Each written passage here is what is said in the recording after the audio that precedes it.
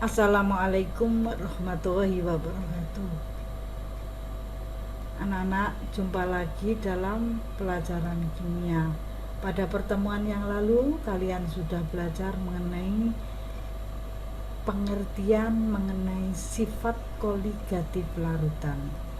Di dalam sifat koligatif larutan itu tentunya ada besaran-besaran yang harus kamu ketahui, terutama besaran mengenai konsentrasi. Konsentrasi yang perlu kamu pelajari, kamu pahami di sini adalah molaritas, molalitas, dan fraksi mol. Oke, yang pertama kita akan belajar mengenai molaritas, simbolnya M besar. Nah, apakah kalian sudah paham atau mengerti apakah yang dimaksud dengan molaritas? Jika belum paham, maka kamu perhatikan gambar berikut. Ibu punya satu gelas, kemudian gelas ini saya isi dengan 9 gram glukosa atau C6H12O6. Glukosa ini adalah zat terlarut. Kemudian saya tambah lagi air sampai volumenya 100 ml. Bukan 100 ml air, tapi saya tambahi air sampai volumenya menjadi 100 ml. Itu pengertian dari molaritas. Berapakah molaritas glukosa C6H12O6 di atas? Nah, untuk menghitung molaritas zat dalam gelas tadi atau glukosa dalam 100 ml larutan tadi, kamu harus paham dulu mengenai apa itu molaritas atau M. Molaritas itu adalah jumlah zat dalam satuan mol dibagi dengan volume larutan. Larutan itu apa? Yaitu pelarut plus terlarut. Sehingga rumus molaritas adalah M sama dengan N dibagi V, di mana N itu adalah jumlah zat dalam satuan mol, V adalah volume larutan dalam satuan liter.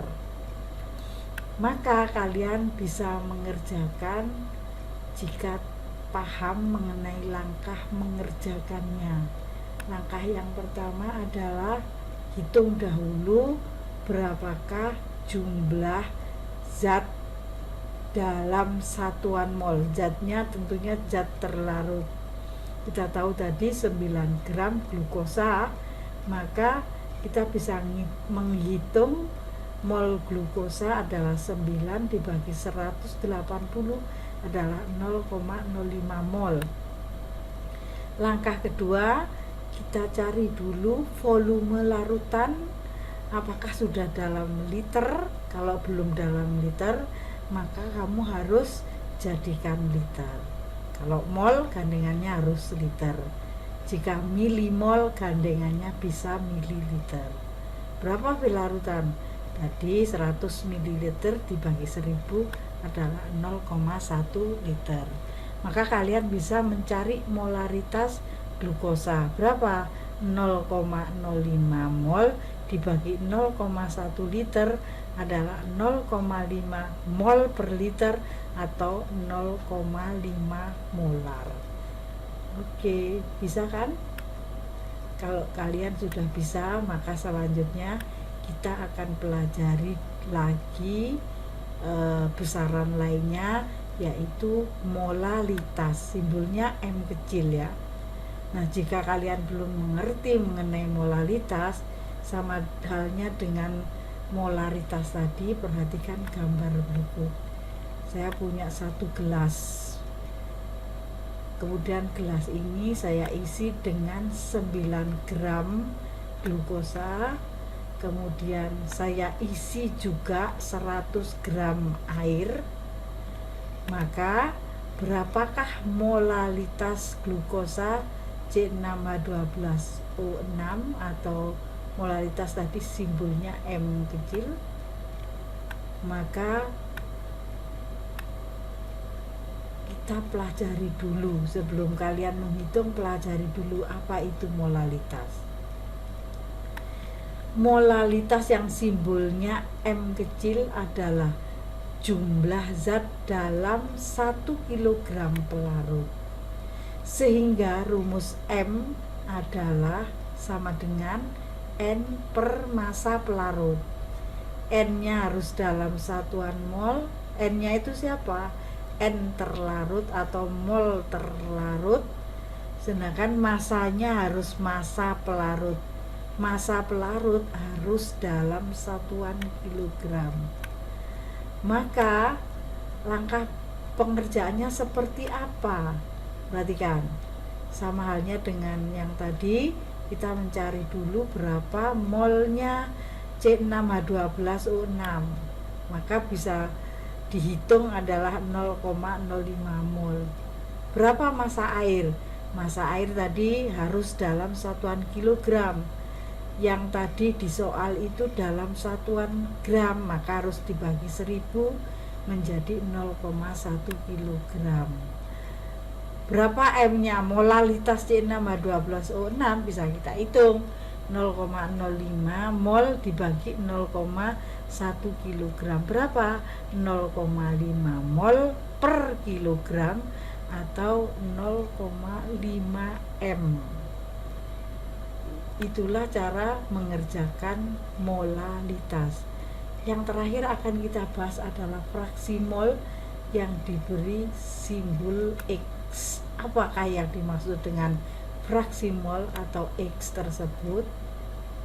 Perhatikan gambar berikut. Saya punya gelas, kemudian gelas ini saya isi dengan 90 gram glukosa, kemudian saya isi juga 90 gram air. Di sini harus ada mR-nya masing-masing. Ya, mengapa seperti itu? Kamu harus bisa menjawab berapa fraksi mol X dan berapa fraksi mol dari H2O, berapa fraksi mol glukosa dan juga berapa fraksi mol H2O. Maka kita harus juga mempelajari apakah itu fraksi mol.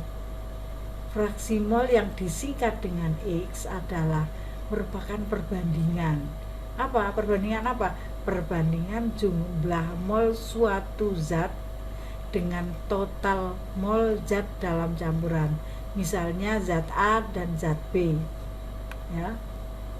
Sehingga rumus fraksi mol zat A sama dengan mol A dibagi mol A plus mol B. N dalam satuan mol, fraksi tanpa satuan. Fraksi mol itu tanpa. Maka langkah pengerjaannya adalah sebagai berikut. Yang pertama, kita cari dulu berapa mol glukosa. Mol glukosa tadi 90 dibagi 180 berarti 0,5 mol. Langkah kedua adalah mencari molnya air. Berapa? 90 gram dibagi 18 berapa? 5 mol. Maka kalian bisa mencari berapa fraksinya C6H12O6. Berapa C6H12O6 tadi jumlah molnya? 0,5 mol. Berapa mol totalnya? Mol totalnya 0,5 mol ditambah 5 mol berarti sama dengan 0,09 tanpa satuan. Berikutnya kita juga bisa menghitung X H2O atau fraksinya H2O.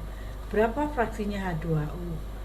Jadi H2O 5 mol berarti 5 dibagi 5,5 adalah 0,91. Coba kalian hitung, X-nya C6H12O6 ditambah X-nya H2O adalah 0,09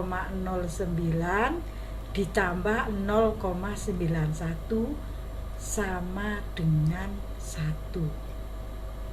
Oleh sebab itu, jika kamu sudah bisa mencari fraksi mol, misalnya tahu fraksi molnya C6H12O6 adalah 0,09 misalnya, kamu tidak perlu menghitung dengan cara yang seperti ini, cukup mencari X-H2O sama dengan 1 dikurangi 0,09 sama dengan 0,91.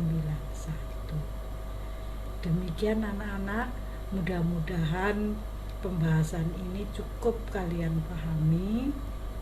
Ibu berharap kalian bisa mengerjakan soal-soal mengenai besaran yang berhubungan dengan sifat koligatif dengan baik.